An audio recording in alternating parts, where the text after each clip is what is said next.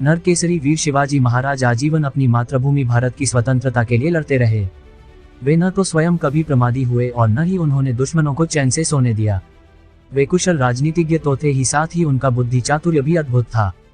वीरता के साथ विद्वता का संगम यश देने वाला होता है। आदिल शाह बीजापुर के राजा थे। उस समय छत्रपति शिवाजी महाराज ने बीजापुर के सभी क्षेत्रों पर अधिकार कर लिया था।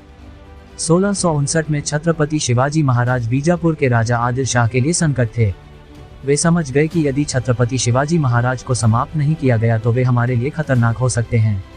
इससे पहले भी उसने शिवाजी महाराज को मारने की कई बार कोशिश की थी, लेकिन वह इसमें सफल नहीं हुए थे। अंत में उसने छत्रपति महाराज को मारने के लिए अफजल खान को भेजा। वह दिन था 10 नवंबर 1659। बता दें कि अफजल खान एक अच्छा रणनीतिकार था। उसने अपनी सेना के साथ रास्ते में आने वाले सभी गांवों और मंदिरों को नष्ट कर दिया और फिर वहां छत्रपति शिवाजी महाराज को बुलाया। अफजल ने छत्रपति से कहा, मुझे आपसे डर लग रहा है, मैं वहां नहीं आ रहा हूं, आप ही प्रतापगढ़ आ जाए। अफजल खान प्रतापगढ़ की तलहटी में पहुंचा और वहां उनसे मिलने की व्यवस्था की। भव्य छत का निर्माण किया गया। छत्रपति शिवाजी महाराज प्रतापगढ़ के किले में थे, किसी भी सेना का वहां तक पहुंचना मुश्किल था। अफजल खान ने छत्रपति शिवाजी महाराज से मिलने का संदेश भेजा। छत्रपति शिवाजी महाराज उनके घातक स्वभाव से वाकिफ थे। किसी के पास यात्रा के लिए कोई हथियार नहीं होगा और शामियाने के बाहर इंतजार करने के लिए दोनों पक्षों के 10 अंगरक्षकों में से एक अंगरक्षक होगा। यात्रा के दौरान अफजल खान जल्द ही छत पर पहुंच गया। छत बहुत बड़ा था। दोनों ने निहत्थे मिलने का निर्णय लिया। हालांकि अफजल खान ने खंजर को अपने कोट के अंदर छिपा रखा था। छत्रपति शिवाजी महाराज को अंदाजा हो गया था कि अफजल खान कोई साजिश के तले घात लगाकर हमला करेगा, इसलिए उन्होंने भी अपने कुर्ते के नीचे कवच पहन रखा था और अपनी मुट्ठी में बाघ के पंजे छुपा रखे थे जो आसानी से दिखाई नहीं देते थे।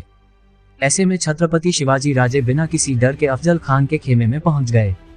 शिवराय को देखकर अफजल खान ने उसे गले लगाने के लिए अपने हाथ फैलाए और कहा, आओ शिव बाबा, हमारे आलिंगन में आओ।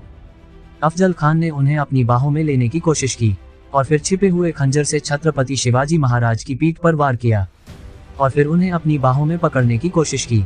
वहीं छत्रपति शिवाजी महाराज पहले से ही सावधान थे। ऐसे में जैसे ही अफजल खान ने वार किया तब छत्रपति शिवाजी महाराज ने अपनी मुट्ठी से बाघ के पंजे निकालकर उसके पेट में घुसा दिए और उसकी अंतड़ियां निकालकर उसे मार डाला। इस तरह शिवाजी महाराज ने अपनी चतुराई से अफजल खान का वध कर दिया। अफजल खान चिल्लाया, दगा दगा। उसकी आवाज सुनकर बाहर खड़ा सैयद अंदर आया।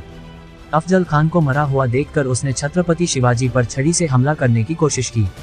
ऐसा कहा जाता है कि शिव को एक आत्मा के रूप में बचाया गया था।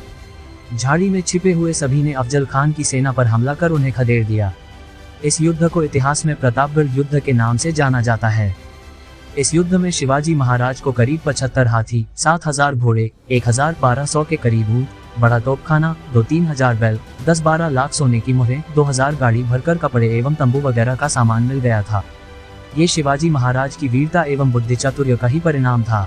जो काम बल से असंभव था उसे उन्होंने युक्ति से कर लिया।